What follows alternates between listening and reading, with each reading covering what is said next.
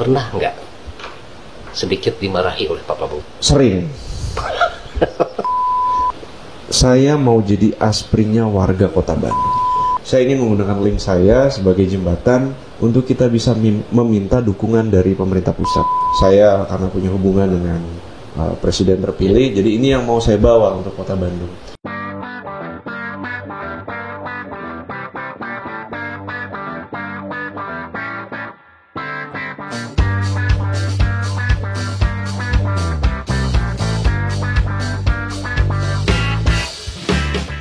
Buka Suara, Bahas Solusi.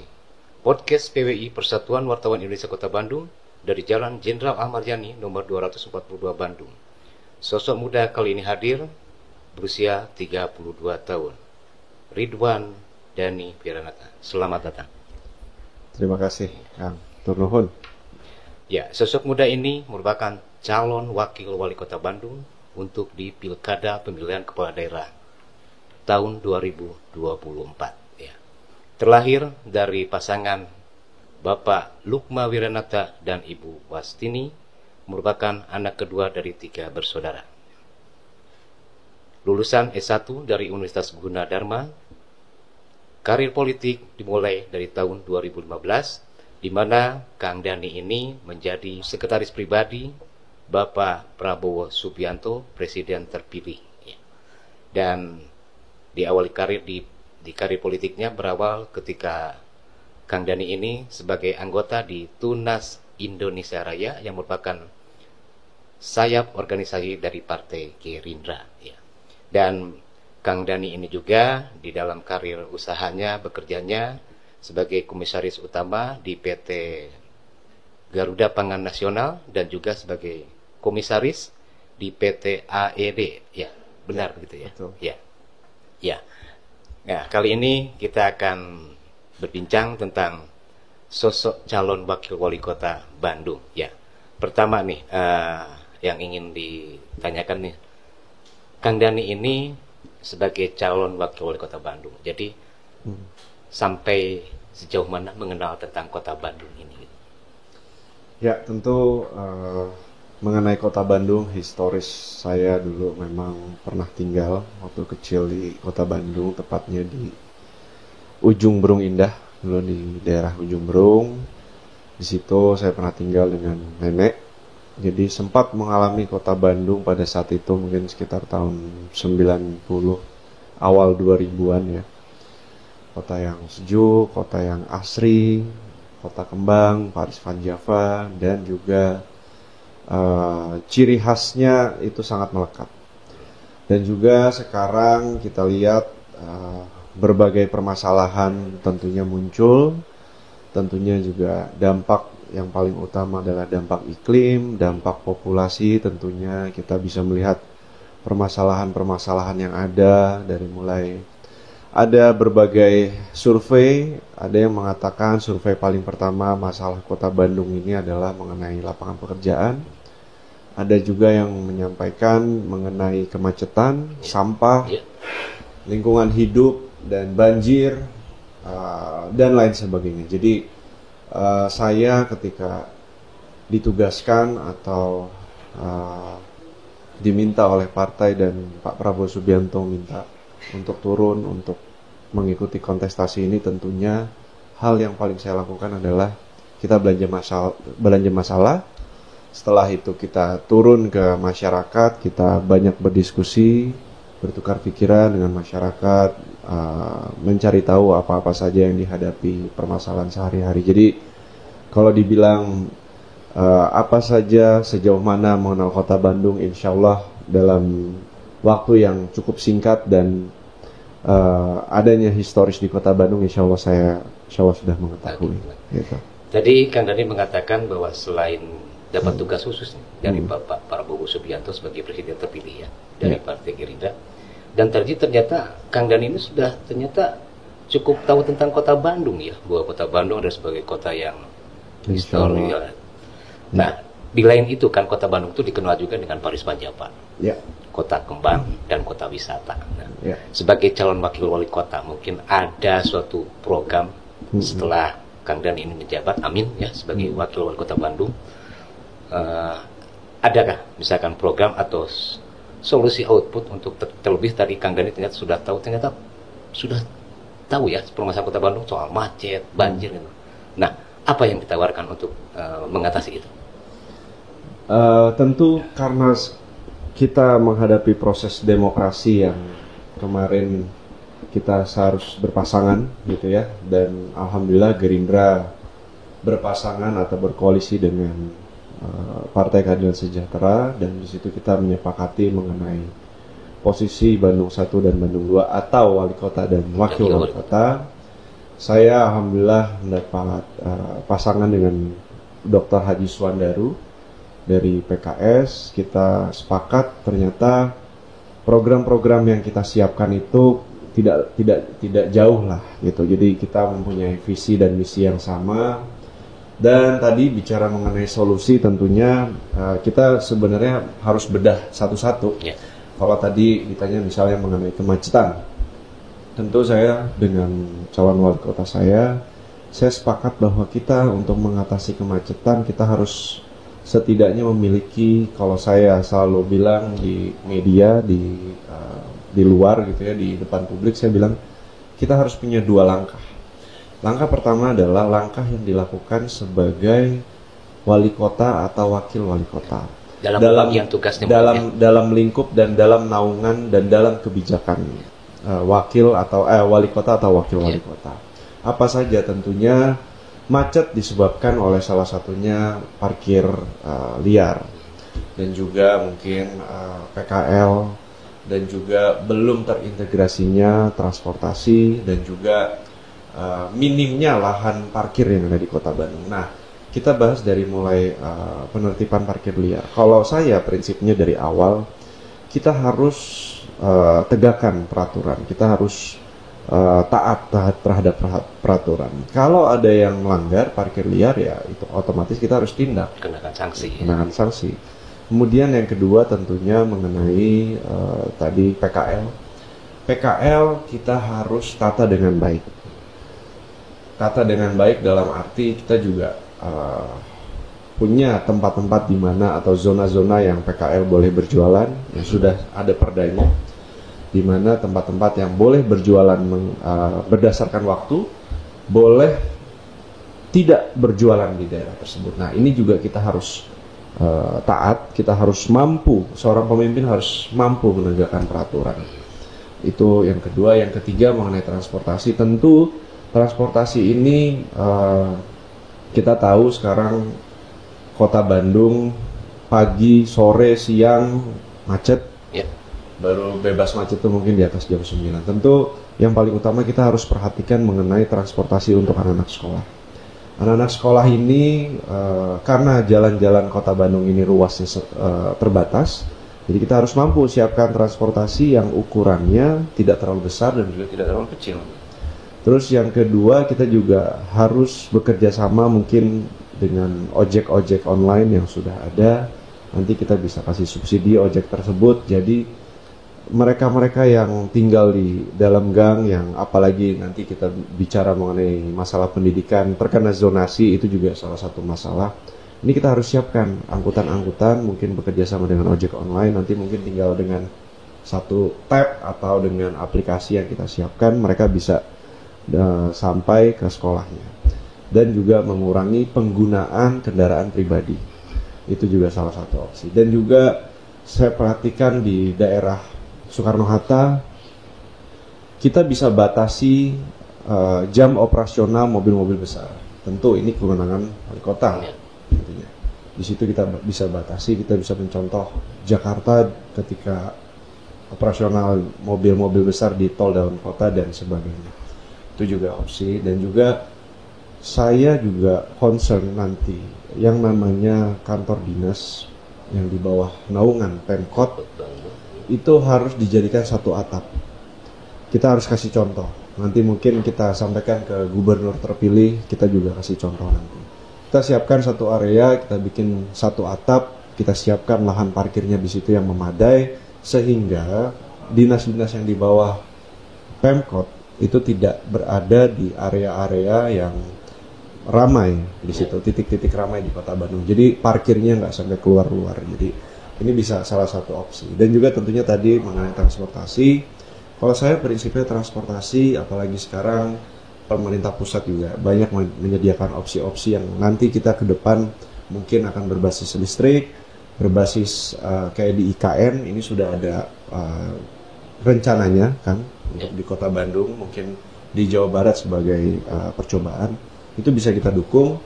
Dan juga tentunya tadi PKL sudah, parkir sudah. Nah, langkah keduanya adalah langkah yang mesti kita berkolaborasi. Wali kota harus mau berkolaborasi tentunya dengan Pemprov Jabar, dengan pemerintah pusat. Nah, ini yang harus kita lakukan. Ya, alhamdulillah saya karena punya hubungan dengan presiden terpilih, jadi ini yang mau saya bawa untuk Kota Bandung.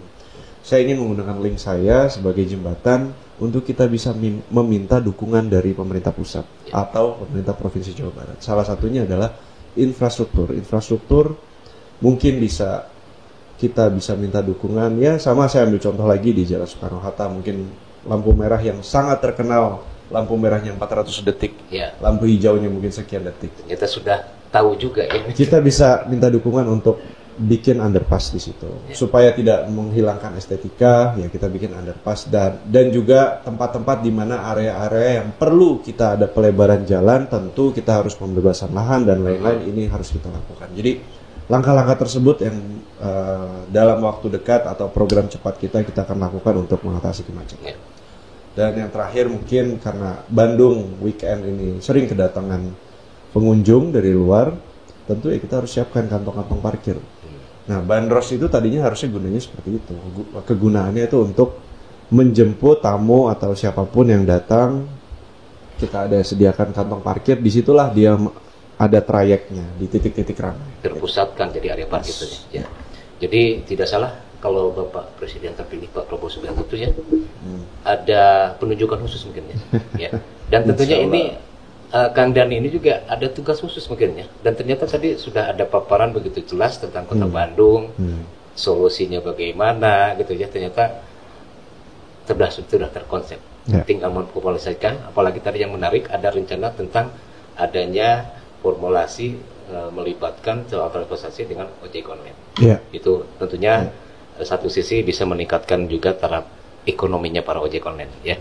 Ya sebenarnya tidak hanya ojek online, tapi ojek-ojek yang mungkin nanti kita bisa dukung berbasis IT. Jadi kita bisa libatkan lah peran, kan apalagi sekarang ada isu ojek online dengan ojek pangkalan ini clash karena saling berebut mungkin ya.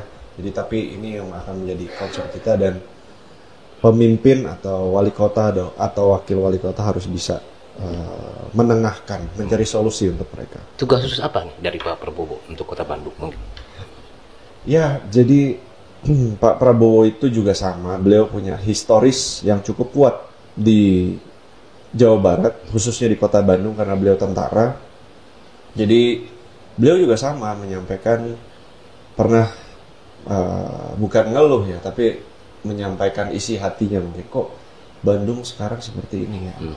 Apa istilahnya pabalatak ya, parwek gitu ya, vandalisme di mana-mana, sampah di mana-mana, apa ya yang tadi saya sampaikan tidak sesuai dengan ciri khasnya Kota Bandung yang dulu. Jadi beliau pernah memerintahkan, dulu kita pernah datang Perdana Menteri Malaysia waktu itu ke Pindad, mau beli alat-alat dari Pindad, mau kita sambut di sini. Pak Prabowo melihat kok banyak coret-coret yang tadi saya cerita ya, tidak bersih. Akhirnya beliau memerintahkan kader Gerindra untuk turun ngecat dan bersih-bersih untuk Kota Bandung pada saat itu. Jadi alhamdulillah Perdana Menterinya saya dengar juga appreciate. Kok bersih juga ya, dan luar biasa puas saat datang ke Pindad. Pada saat mendarat sampai ke Pindad itu beliau melihat, ya itu salah satu kontribusi. Dan dalam skala besarnya kita punya partai politik, dan saya sebagai kader ditugaskan untuk maju, untuk mengawal program-program beliau. Dan tidak hanya itu tentunya Kang, kita mau bicara smart city atau apapun itu, tapi kalau Tidak ada yang istilahnya smart citizen, itu tidak akan guna. Kita bicara pembangunan infrastruktur, kita punya transportasi yang baik, kalau masyarakatnya masih tidak dapat air bersih, tidak dapat nutrisi yang baik, masih tidur di atas, mohon maaf, ada bawahnya selokan tapi mereka tidur di tempat atas. tinggal, ya. Jadi ini juga yang nanti kita perbaiki. Jadi tidak hanya fasilitasnya, tapi kita juga pikirkan bagaimana SDM. Oke, ya. Itu terformulasi untuk solusi terhadap Ini boleh diminum ya? Siap. Siap.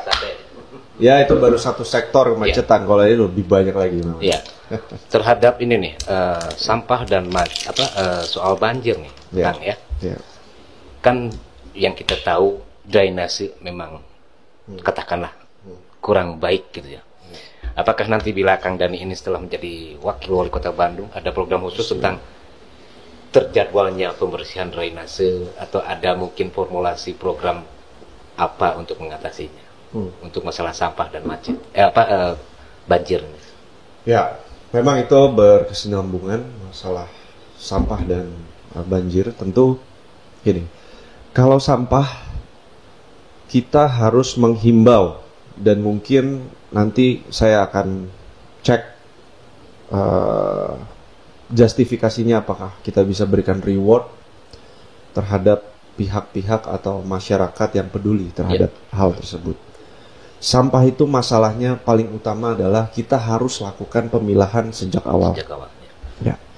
Sekarang sudah dilakukan oleh pemerintah Kota Bandung, ada magotisasi, ada juga pemilahan sampah menggunakan alat. Ya. Nah, kalau kita prinsipnya nanti di setiap kelurahan kita harus ada tempat sampah, di situ harus ada alat setidaknya semacam insenerator kecil. Kenapa? Karena saat ini sampah Kota Bandung itu menurut data hampir 1.600 ton per hari. Kita bisa buang ke Sarimukti itu di angka 900 ton. Berarti ada sekitar 500 sampai mungkin 600 ton yang nggak bisa dikemana-manain. Nah, makanya tadi itu kita harus memberikan himbauan, bahkan mungkin kalau nanti kita bisa hitung ada reward, dari awal kita lakukan pemilahan sampai di tingkat kelurahan itu ada pemilahan. Mana yang lari ke magot, yang sudah existing magotisasinya, ada beberapa kelurahan yang sudah jalan. Mana yang kita bisa lakukan pemilahan, mungkin kayak seperti plastik, ya, sampah-sampah yang tidak bisa didaur ulang, mungkin itu bisa. Nah, tapi pada intinya adalah arah pemerintah kota itu harus ada satu alat yang kita bisa lakukan, yaitu insenerator. Menurut kami, karena insenerator ini kan sudah ada teknologinya juga yang dalam skala kecil ini dibakar ya dengan suhu yang begitu tinggi. Ada yang jadikan kompos, ada yang jadi pellet, ya, ada yang jadi kompos. Nah, kemudian itu tidak terlalu mencemari udara. Itu sudah ada teknologinya. Nah, ini ingin kita lakukan dalam skala besar. Kita juga dulu pernah diinisiasi mungkin zaman 2013, zaman Pak Dada, itu sama insenerator di Gede Bage, cuma dulu masih banyak penolakan. Betul. Dan tidak jalan. Nah, ini juga menurut saya harus di follow up kembali. Kita hitung bagaimana sekarang hitungan per tonnya sudah di angka berapa. Tentunya kalau APBD tidak kuat, kita harus minta dukungan ke Pemprov atau ke pemerintah pusat. Tapi pada intinya itu, mau di negara maju manapun, sampah itu dibakar dan ada teknologinya supaya tidak mencemari, dan yang tadi hasilnya ada pellet, kompos, dan lain-lain. Dan juga bahkan bisa menjadi bahan bakar gitu. Jadi banyak opsi yang bisa kita lakukan. Ada juga yang seperti di kelungkung, pemilahan, udah gitu ada cairan yang sama ujungnya hasilnya jadi pellet. Jadi inilah yang akan kita lakukan. Tapi pada intinya kita harus melakukan pemilahan sejak awal. Nah, bicara banjir, tentu banjir ini karena sekarang banyak daerah resapan yang sudah berkurang, banyak juga pembangunan infrastruktur yang tidak memikirkan kemana harus larinya air ini adalah kalau di jalan-jalan menurut saya adalah kita harus punya yang tadi gorong-gorong yang besar dengan bersih ya, jangan ada sampah di situ. Nanti kita siapkan satgas-satgasnya untuk sama-sama mengawal. Dan juga untuk sungai, saya mengambil contoh di Eropa, di beberapa negara di Eropa, mereka melakukan mereka buat peraturan sungai itu hukumnya sama dengan manusia. Jadi tidak boleh dikotori, tidak boleh dicemari. Nah, inilah yang mungkin nanti kita bisa bikin opsinya, bahwa sungai kita harus sama ratakan hukumnya dengan manusia. Seperti halnya manusia, karena sungai pun hidupnya. Ya, gitu. Ya. Oke, sangat baik sekali barusan ya paparan tentang solusi bagaimana untuk mengatasi macet, sampah, kemudian banjir. Nah, sekarang kita belok dikit nih, karena Kang Dhani ini sebagai sosok muda. Ya. Sekarang kan pemilih milenial itu banyak. Ya. Apa nih yang ditawarkan buat kalangan muda ini di Kota Bandung? Visi misinya apa? Gitu. Yakinlah Kang Dhani dengan kegantengannya ini menjadi daya sedot tersendiri untuk para pemilih milenial. Ya, untuk milenial tentunya gini, betul Kang, pemilih milenial dan Gen Z itu ada di angka 1,1 juta ya, jadi hampir 60% dari pemilih yang ada. Tentu untuk milenial kita, karena Kota Bandung ini kita sudah dinobatkan sebagai kota kreatif ya. Kota Bandung tidak punya sumber daya alam. Yang bisa kita lakukan adalah bagaimana kita bisa mengembangkan kreativitas dan inovasi untuk para generasi mudanya. Saya melihat untuk generasi Z dan milenial ini adalah, saya melihat pasti mereka punya target untuk mereka bisa mendapatkan hidup yang layak, punya pekerjaan yang baik. Nah, dari mana? Dari karya-karya mereka, gitu. Banyak anak-anak muda yang di sini kayak musisi, kayak seniman, seperti ya banyak juga pelaku-pelaku seni yang mereka punya karya-karya yang baik, tapi tidak, istilahnya apa ya, tidak dibina dan ya tidak bisa menjadi yang namanya pelaku ekonomi kreatif. Nah, inilah yang nanti mau saya naungi mereka. Saya sudah buka satu tempat namanya Rumah Helaran Bandung. Itu ada, Instagram juga sudah ada. Di situ saya mengajak satu musisi untuk kita bisa sama-sama, yuk, pokoknya tempat ini sok untuk anak-anak muda, untuk para pelaku seni untuk bisa berkarya. Untuk gitu. Mengekspresikan ya tentang seni gitu. Jadi kekhawatiran mereka dulu yang saya siapkan apa untuk ke depan. Karena saya selalu ngajarin ke generasi muda bahwa tantangan kita besar untuk berikutnya, untuk apalagi ada istilah kita namanya Indonesia Emas 2045, itu tantangannya sangat berat, tapi saya kasih kisi-kisinya gitu. Dan juga opsi-opsi mereka yang tadi untuk pelaku seni, terus juga pemusik, dan mungkin juga para pelaku ekonomi kreatif, UMKM, tentunya ini kita harus bina, kita harus arahkan, dan juga kita harus pikirkan bagaimana bisa mendapatkan nilai tambah untuk mereka. Gitu. Okay. Nah, ini nih sekarang soal Ngamumule Bandung ya. Soal Ngamumule Bandung. Kang Dhani sudah tahu persis bahwa Kota Bandung tadi katanya kota yang sejuk, juga dijuluki kota jasa, kota kuliner, kota wisata. Nah, untuk mempertahankan Ngamumule Kota Bandung itu bagaimana nih? Ya. Supaya tetap bertahan dengan julukan itu. Ya, tentu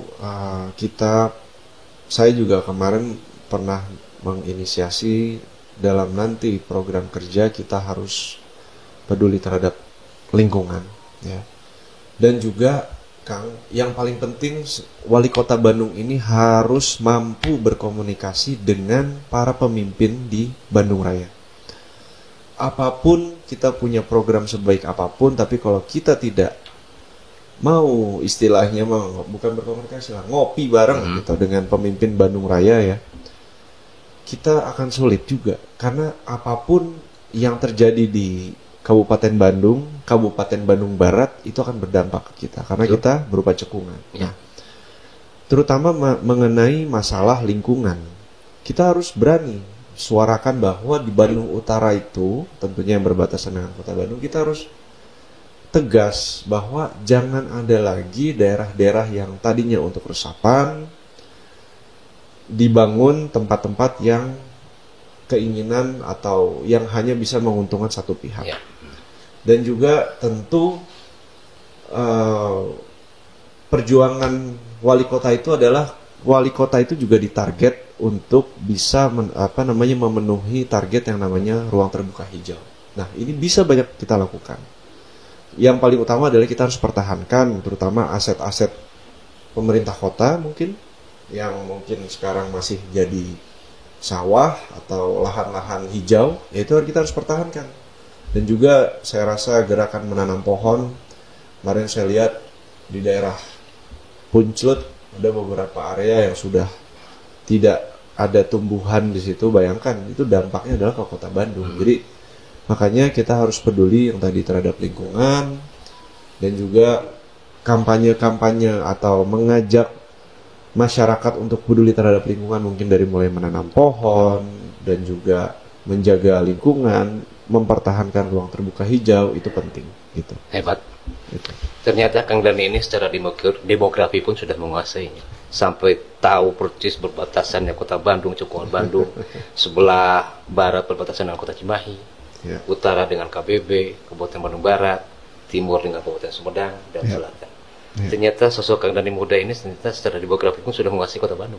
Insya Allah. Alhamdulillah ya. Dan begitu lugas, sudah terencana tentang bagaimana cara solusinya. Terlebih tadi ada pemikiran, ada ide bahwa nanti bila Kang Dhani sudah terpilih, amin, menjadi wakil wali kota Bandung, ya dengan Kang Haru sebagai wali kotanya, sudah ada rencana mau semacam ada ngopi bareng dengan para pemimpin yang berbatasan. Itu harus. Itu jarang tuh, jarang terjadi. Itu harus. Ya. Ya. Kemudian ini kaitannya kan tadi sudah secara demografi menguasai ya Kang Dhani juga. Mungkin tahulah Kang Dhani, kota Bandung di siang hari itu kan padat penduduknya. Karena dengan aktivitas ekonomi, adanya yang berkegiatan usaha di kota Bandung, namun kemudian setelah berkegiatan di kota Bandung, kemudian dia pulang ke daerahnya.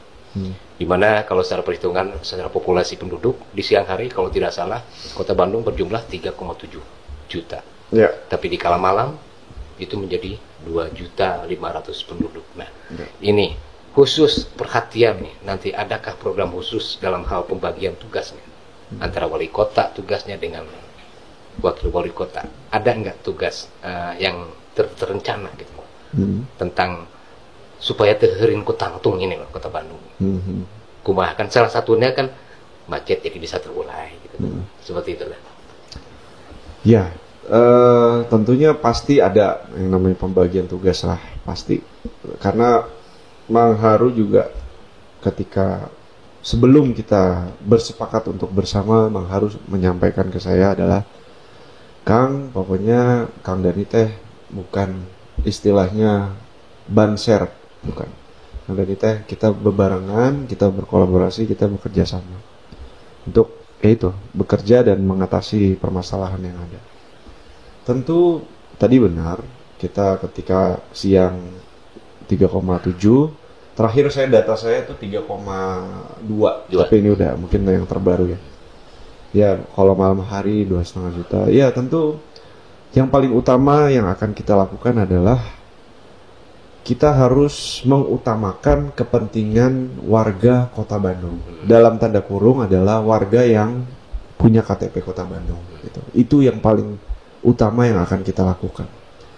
Yang kedua, mengenai tadi pendatang, tentunya ini menjadi tantangan. Dan juga balik lagi, yang harus kita siapkan tadi mengenai, karena space-nya juga sudah terbatas, Kota Bandung ini, tapi kita masih bisa punya opsi sebenarnya bahwa untuk melakukan ekspansi pembangunan ke Bandung Timur. Jadi kalau sekarang ke daerah tengah kota tuh udah terlalu padat.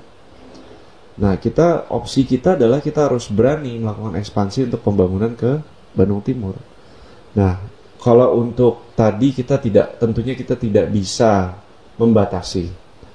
Tapi paling utama adalah untuk siapapun yang datang ke Kota Bandung, programnya adalah kita harus membuat mereka nyaman, mereka aman, dan juga tanpa istilahnya membebani apapun ke mereka. Jadi Siapapun yang datang mangga kita welcome, tapi pada intinya kepentingan yang paling utama yang harus dilakukan adalah untuk warga Kota Bandung. Oke. Terkait masih tadi saya cermati bahwa Kang Dhani ada arah perhatian khusus kepada khusus warga Kota Bandung yang berktp di Kota Bandung. Ya. Sejauh ini Kang Dhani bisa mencermati nggak terhadap pelayanan publik di Kota Bandung? Apakah lancar-lancar saja atau masih ada yang harus diperbaiki? Ya, saya terus terang masih ada yang harus diperbaiki tentunya. Tapi di sini saya tidak mau menjelek-jelekan siapapun, saya tidak mau menyalahkan siapapun tentunya. Nah, saya pernah datang ke salah satu kelurahan di Cibiru. Datang ke situ, saya lihat ada Pak Lurahnya. Saya silaturahmi lah ya, sebagai tidak ada urusan politik, tapi saya silaturahmi sebagai warga lah, gitu ya. Saya melihat di situ ada beberapa pegawai kelurahan yang sebenarnya mereka serabutan. Ada gober di situ. Ya. Mungkin ada limas dan lain-lain. Mereka jadi staf kelurahan. Bayangkan, aslinya pegawai kelurahan itu cuma 3 atau 4, seingat saya. 3 atau 4.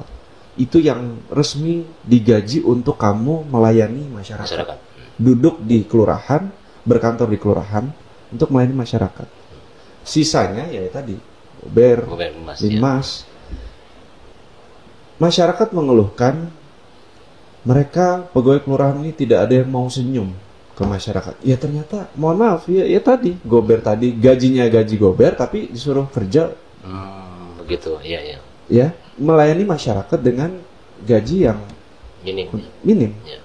Jadi yang harus diperbaiki sebenarnya kita harus berkaca. Ketika kita melihat atau kita mau menyalahkan siapapun, kita harus berkaca, sudah layak, sudah ada SDM-nya di sana, gitu. Ya kan? Kalau kita sudah siapkan, dari wali kota menyiapkan, setiap kelurahan punya pegawai-pegawai yang memang khusus melayani masyarakat, ya kalau pelayanannya tidak baik, baru kita bisa istilahnya ada sanksi gitu. Tapi kalau mereka yang di hire, ya karena bukan salah Pak Lurahnya juga, bukan. Ya salah karena SDM-nya di situ belum memadai. Bijaksana sekali nih Kang Dhani nih. Gitu. Jadi kalau saya lebih melihat itu. Tapi kalau prinsipnya, kalau mungkin sudah digaji dengan layak, sudah diberikan fasilitas yang cukup, kalau masih tidak bisa memberikan pelayanan masyarakat, ya otomatis ya kita bisa copot anytime. Gitu. Dan ini ada isyarat Kang Dhani ini bila nanti jadi terpilih, ada arah perhatian ya untuk para limas dan gober gitu. Oh tentu itu kesepakatan Mangharu juga punya perhatian penuh dengan mereka. Nanti kan banyak opsi-opsi, mungkin kita ingin hidupkan kembali yang namanya istilahnya PIPPK, insentif untuk RW, gober, limas dan sebagainya. Gitu. Jadi ini yang juga akan menjadi perhatian kita, dan tentunya Kang, saya juga ingin sedikit menambahkan, kita memimpin ini juga berkolaborasi dengan eksekutif, harus berkolaborasi dengan legislatif. Legislatiflah yang membuat, istilahnya menyetujui anggaran. Kalau kita tidak baik-baik dengan mereka, ya buat apa kita punya program, nggak akan ketop. Betul. Jadi kita saling bersinergi lah gitu dalam program-program untuk kepentingan masyarakat gitu. Jadi itulah yang akan kita bawa. Oke, akan diperkuat tentang kerjasama antara eksekutif dengan legislator. Tentu. Ya. Kita belok sedikit nih. Yang kaitannya dengan kami media nih. Bila nanti terpilih, bagaimana nih perhatian terhadap media? Ya, media tentunya bagian dari demokrasi. Dan kita juga kadang istilahnya kita juga bekerja ini kan butuh bukan pemau pencitraan, tapi dalam arti kita butuh suatu hal yang dipublikasi untuk masyarakat lebih mengetahui apa yang kita kerjakan atau program-program apa yang kita buka. Tentu kita butuh media, dan saya melihat eh, Pak Prabowo ya juga beliau dengan media sebenarnya juga sangat ya apa ya istilahnya sangat Fleksibel mendukung ya, ya, mendukung dan juga tidak ada istilahnya dulu kan dicitrakan anti media, anti wartawan enggak. Jadi Nggak bagi ada saya istilah alergi terhadap tidak media. ada. Jadi bagi saya media perangkat penting dalam sistem demokrasi ini dan juga ya kalau saya sih prinsipnya apapun itu tentu kita akan libatkan dan setahu saya juga sebelumnya ada kan ruang di balai kota itu untuk wartawan dan media supaya kita juga bisa saling bertukar informasi dan juga ya berkolaborasi lah pada prinsipnya gitu dengan media. Ya. Ini nih ada yang ingin tahu juga ternyata ya. Sebagai Kak Amri ini sosok muda yang syarat pengalaman hingga menjadi seorang sespri, sekretaris staf pribadinya Pak Prabowo Subianto sebagai presiden terpilih. Bisa nggak cerita sedikit dari awal sehingga masih muda sudah dipercaya di tingkatan pusat tuh? Atau beginilah, pernah nggak sedikit dimarahi oleh Pak Prabowo? Biar kalangan muda tahu nih cerita dikit nih. Ya, jadi kalau di circle atau di lingkaran Pak Prabowo itu sebenarnya tidak ada semua prosesnya bagi saya ya, menurut penglihatan saya itu semua prosesnya alamiah. Jadi tidak ada istilah disiapkan sejak dini untuk menjadi untuk jadi ajudan atau sekpri, tidak ada. Semua prosesnya alamiah, pure alamiah. Itu yang pertama. Saya bisa bergabung pun juga awalnya saya makan pagi dengan beliau.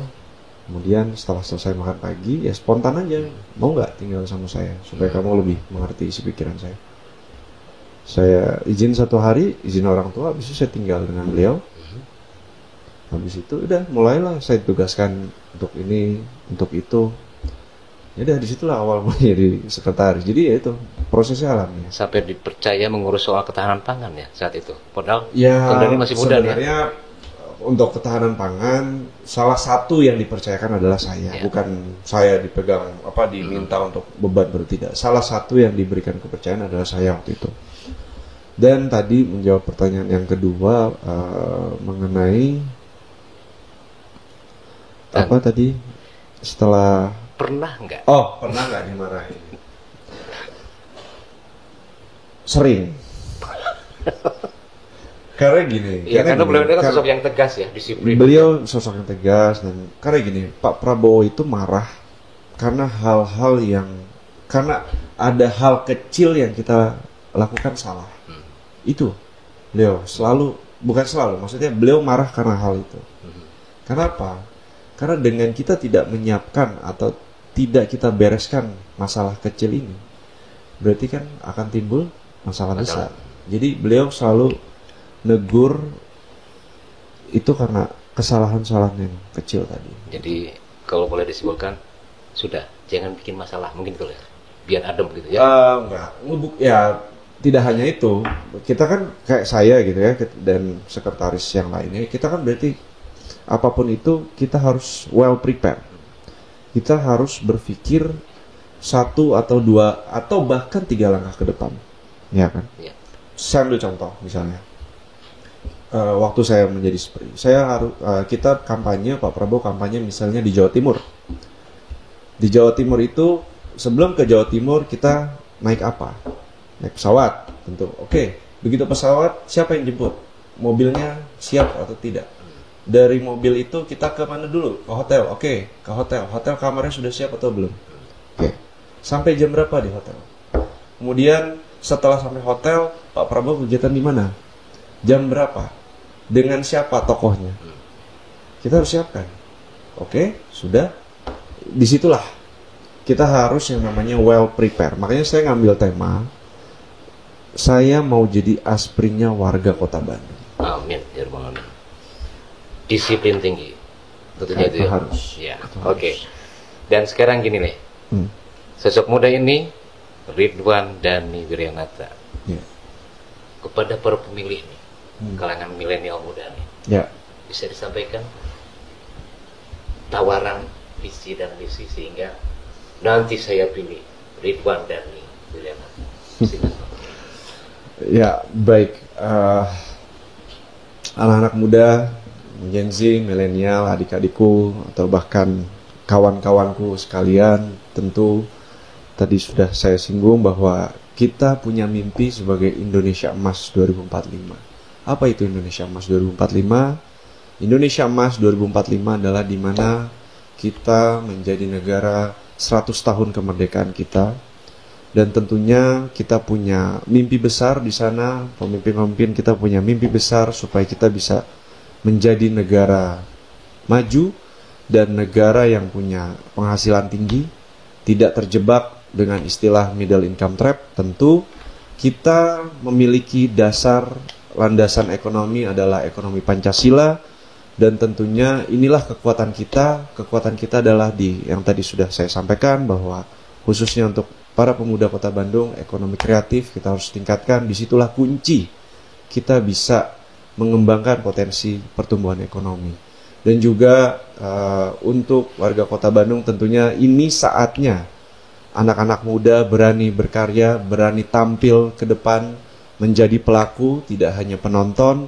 Dan insya Allah nanti kalau saya diberi kepercayaan dan calon wali kota saya Mang Haru Suwandaru, kita bersepakat untuk melibatkan dan berkolaborasi dengan anak-anak muda untuk menjalankan pemerintahan Kota Bandung.